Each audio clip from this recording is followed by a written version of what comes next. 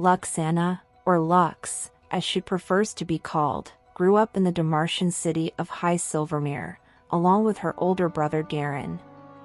They were born to the prestigious Crownguard family, which had served for generations as protectors of the kings of Demacia. Their grandfather saved the king's life at the Battle of Storm's Fong, and their aunt Tiana was named commander of the elite Dauntless Vanguard Regiment before Lux was born.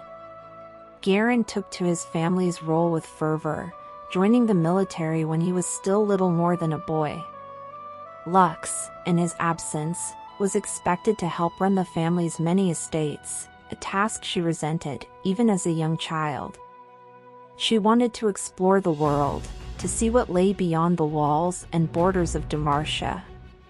She idolized Garen, but railed against his insistence that she put her own ambitions aside. To the endless frustration of Lux's tutors, who sought to prepare her for a life of dutiful service to the Crownguard family, she would question their every teaching, examine different perspectives, and seek out knowledge far beyond what they were prepared for.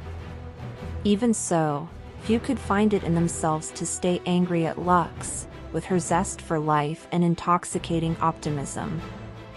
Little did any of them know a time of change was approaching.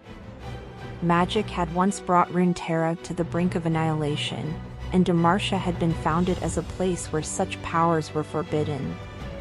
Many of the kingdom's folktales told of pure hearts turned dark by the lure of magic. Indeed, Lux and Garen's uncle had been slain by a rogue mage some years earlier.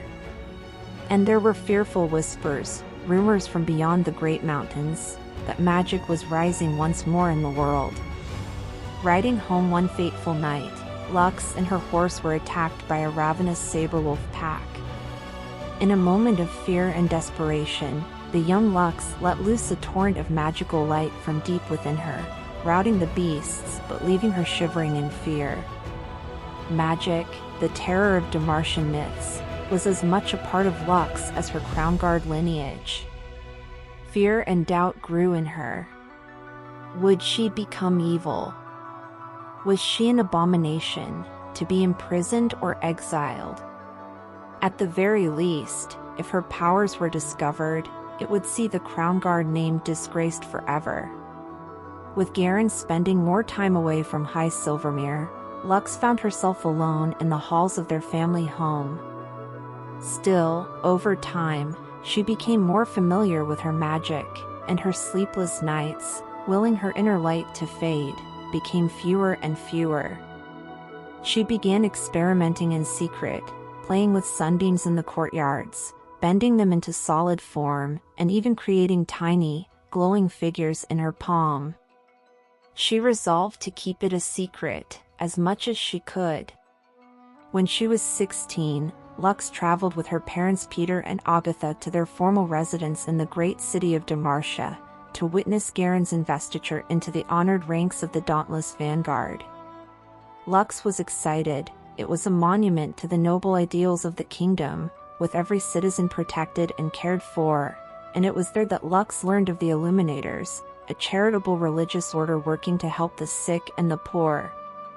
Between her family's courtly engagements, she became close with a knight of the order named Kahina, who also taught Lux more martial skills, sparring and training with her in the gardens of the Crownguard Manor.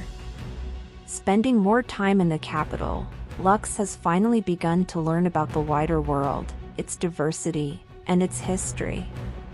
She now understands that the Demacian way of life is not the only way, and with clear eyes, she acknowledges her deep affection for her homeland, while also harboring a desire to foster greater fairness and tolerance, particularly towards mages like herself.